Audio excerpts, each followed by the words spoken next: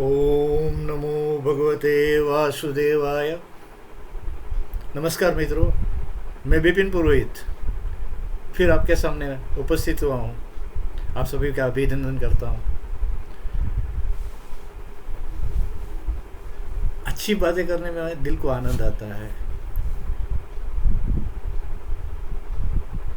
और तर्कबद्ध दलील के साथ करने वो भी बहुत आनंद की बात होती है। वो आनंद मैं आपके साथ बांटना चाहता हूँ। विषय तो आपको मालूम ही है, ईश्वर दर्शन सनातन वैदिक और पौराणिक परंपरा में। पूरा पुराण तो नहीं पढ़ सकते हैं, पूरा वेदों का भी हम लोग चर्चा नहीं करते हैं, वीडियो तो बहुत बड़ा लंबा हो जाएगा। पूरा भगवत गीता ये तो पूरा प्रवचन जैसा तो हो जाएगा, तो संभव नहीं है। पुराणों के तो भाई सालों साल लग जाते हैं, उतनी लंबी चौड़ी बातें क्यों करनी। लेकिन जो पढ़ा है, जो समझा है, उसमें कुछ कुछ पॉइंट ऐसे हैं, हर एक में से वो पकड़ के चलते हैं। क्योंकि हर एक पॉइंट इम्पोर्टेंट, जो इम्पोर्टेंट जहाँ लगता है कि जहाँ थोड़ा बहुत कंट्रोवर्सी है, थोड़ा गैर समझ वहाँ उत्पन्न होती है, तो उसके बारे में चर्चा कर सकते हैं। सकारात्मक सोचे, उसमें से कुछ नेगेटिव निकालना ही नहीं है, दिमाग में रखिए।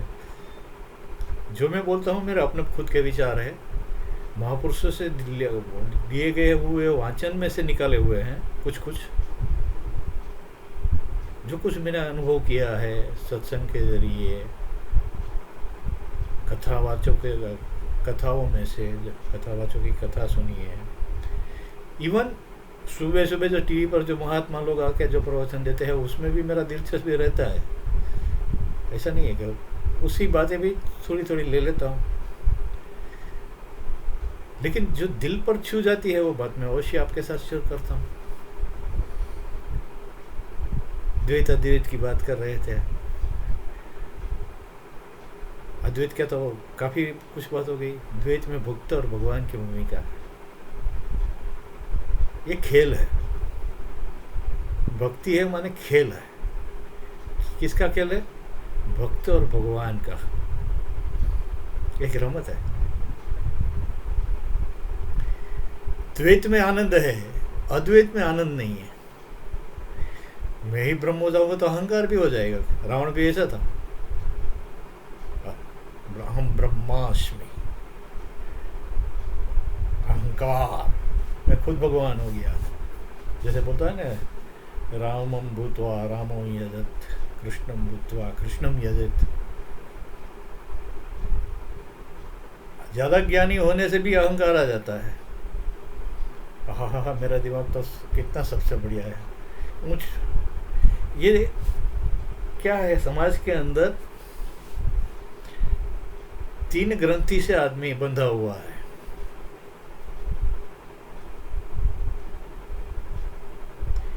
वो तीनों ग्रंथि से आदमी बाहर निकल नहीं सकता। एक है गुरुता ग्रंथि, जिसको सुपीरियरिटी कॉम्प्लेक्स बोलते हैं। फिर दूसरी चीज लघुता ग्रंथि, इंफीरियरिटी कॉम्प्लेक्स। और तीसरी क्या है? बाह्य ग्रंथि, फियर कॉम्प्लेक्स।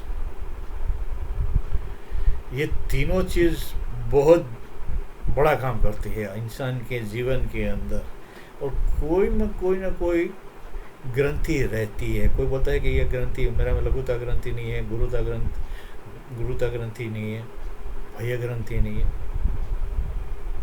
होती ही है।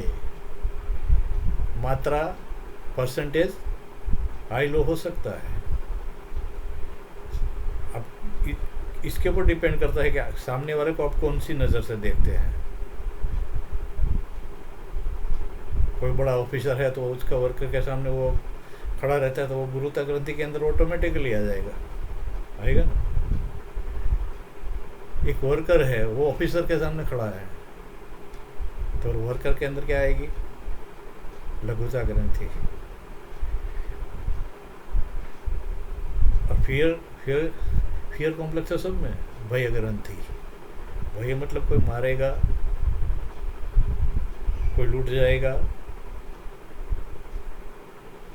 कोई थ्रेट है ऐसा, इसलिए भय है। भय बहुत है, मेरा टारगेट पूरा होगा कि नहीं, घर में बच्चा बीमार हो गया, भय कि अब क्या करूं, उसको कहाँ ले जाऊं, तो बहुत सी समस्या आती है। बच्चे पढ़ता है तो उसका भविष्य क्या होगा, उसको आगे क्या करना है, हर एक जगह भय ग्रंथि का साम्राज्य है। क्यों? मैं करता हूँ। पहला भाव, चाहे गुरुता ग्रंथि हो या लघुता ग्रंथि हो या भय ग्रंथि, भय ग्रंथि उस दोनों को साथ जोड़ लीजिए आप तो भय ग्रंथि आती है। क्योंकि मेन क्या है, आई एम, ये जवाबदारी मेरी है, मैं करता हूँ, मेरे अलावा होगा नहीं, ये सोच।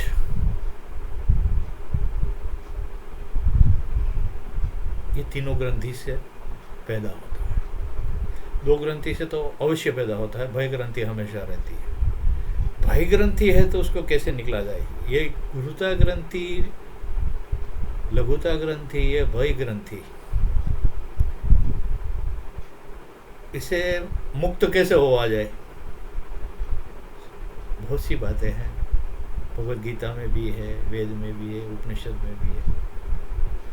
लेकिन सबसे बड़ी बात क्या है, द्वैत में आती है।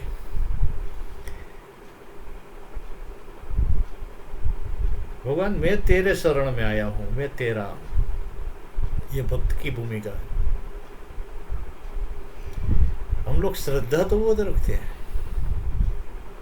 हमारी श्रद्धा में परसेंटेज वाइज करते हैं हम लोग, या हमारी श्रद्धा लालच के ऊपर टिकी हुई है।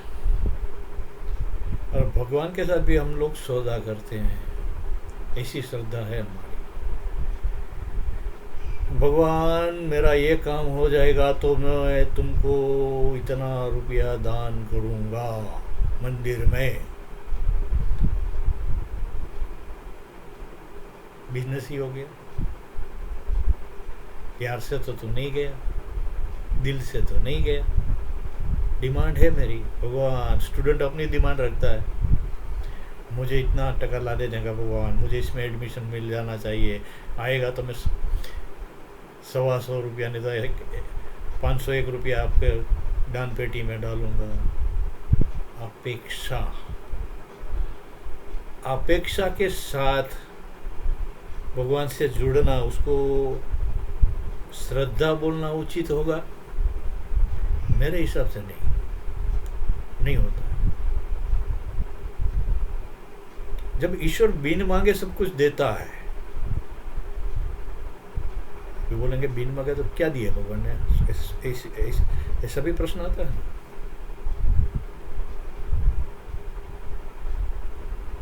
तो ये शरीर दिया है, कितना बढ़िया शरीर दिया है, 2 हाथ, 2 पाँव, 2 आंखें, 2 कान, दिमाग, वो तो फ्री ऑफ कॉस्ट में भगवान ने दे दिया है ना सब। करना किसको है? भगवान को थोड़ी करना है, करना तो आपको ही। भगवान ने दिया तो दिया है सब। देखते हैं ना समाज के अंदर, किसी के पास 1 आंख है, किसी के पास 2 आंखें भी नहीं है, किसी के पास 1 हाथ है, 2 हाथ भी नहीं है, किसी के पास देखते हैं ना विकलांग हम लोग जिसको बोलते हैं, कुछ न कुछ कमी तो कहीं ना कहीं दिखाई देती है, आता है ये। लेकिन दिया है तो मैं जिंदा हूँ, मैं कुछ कर सकता हूँ, मैं कुछ बन सकता हूँ। क्यों? भगवान ने दिया है तो बन सकता हूँ ना, वो बिना मांगे दिया है, उसकी कोई कदर नहीं।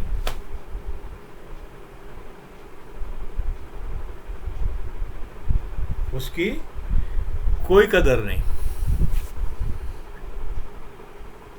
तो ये भगवान के प्रति हमारा प्रेम है। जो मंदिर जाते हैं, उपवास करते हैं, उपवास करना चाहिए, नहीं करना चाहिए नहीं, लेकिन उपवास, अपवास नहीं।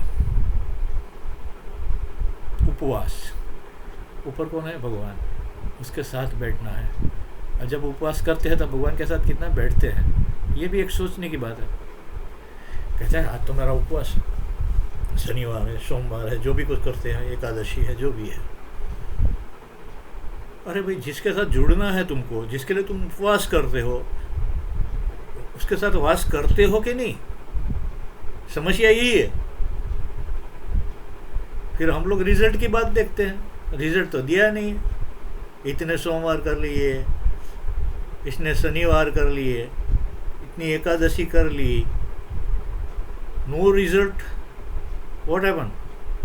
क्यों नहीं है? निस्वार्थ भाव से भगवान के प्रति कृतज्ञता प्रकट करने के लिए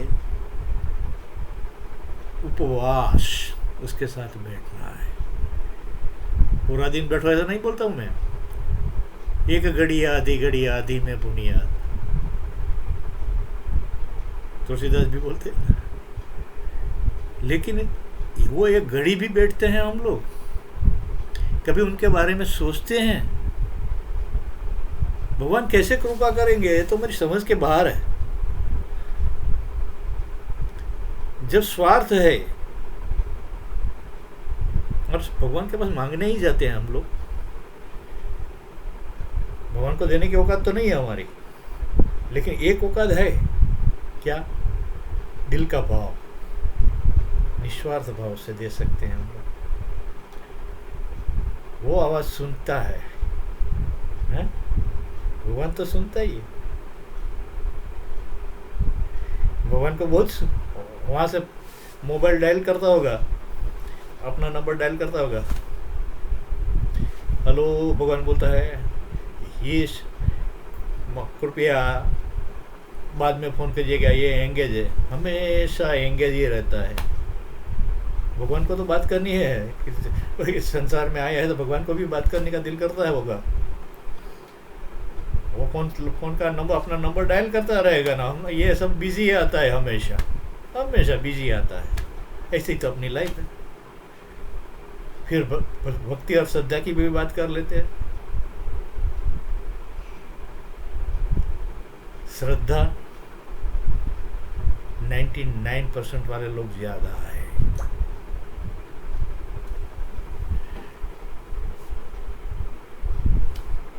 श्रद्धा 105% होनी चाहिए। तू है, तू करेगा ही, मेरे को मांगने की जरूरत है ही नहीं। भगवान मेरा भाव तू ले ले, समझ जाता है। कभी कभी वो करता है निस्वार्थ भाव। ये सबसे बड़ी बात है। द्वैत के बारे, भगवान और भक्त के बारे में तो कहने के लिए बहुत कुछ ज़्यादा विषय है। द्वैत के अंदर तो ज़्यादा है, अद्वैत के अंदर तो लिमिटेशन है मेरा। लेकिन कथा वार्ता ये सब सुन के द्वैत की भूमिका में तो बहुत समझ में अच्छे से आती है कि द्वैत की भूमिका क्या है, भगवान और भक्त की भूमिका।